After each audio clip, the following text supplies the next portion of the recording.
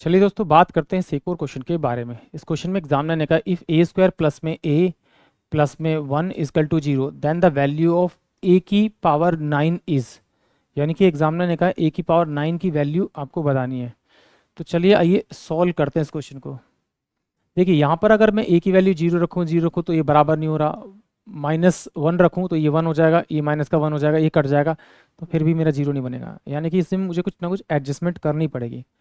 तो मैंने यहाँ पर देखा ये मेरे पास में ए क्यूब माइनस बी क्यूब का फॉर्मूला कुछ दिखाई दे रहा है, यानी कि जैसे कि ए माइनस का बी और ये ए स्क्वायर प्लस में बी स्क्वायर और प्लस में ए बी, यानी ए क्यूब माइनस बी क्यूब बराबर होता है ए माइनस का बी ब्रैकेट के अंदर ए स्क्वायर प्लस में बी स्क्वायर और प्लस में ए बी।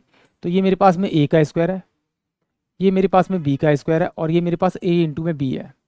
ए की वैल्यू 1 है और बी की वैल्यू ए की वैल्यू ए है और बी की वैल्यू 1 है। तो मैं इसको लिख सकता हूँ A cube minus B cube upon में ए माइनस का बी इजकल टू में ए स्क्वायर प्लस का बी स्क्वायर प्लस में ए बी। इसकी वैल्यू तो मुझे दे रखी है 0, तो मैं 0 रख सकता हूँ इसको। तो ये ए क्यूब माइनस बी क्यूब बराबर में क्या हो जाएगा आपका, ये 0 हो जाएगा।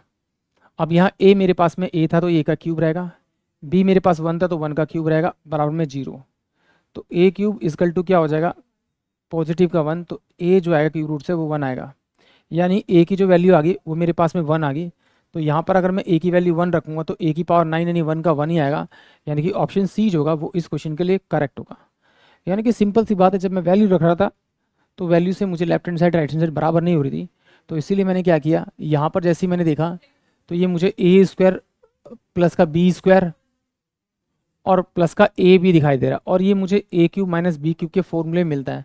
तो उसी का यूज़ करके यहाँ पर इसको 0 कर दिया, क्रॉस मल्टीप्लाई किया तो ए की वैल्यू मुझे मिल गई। ए की वैल्यू 1 है तो 1 का आप यानी 1 की पावर 9 कीजिए या फिर इन्फिनाइट कीजिए, आंसर तो आपका 1 ही आता है। आई होप आप सभी को क्वेश्चन समझ में आया होगा।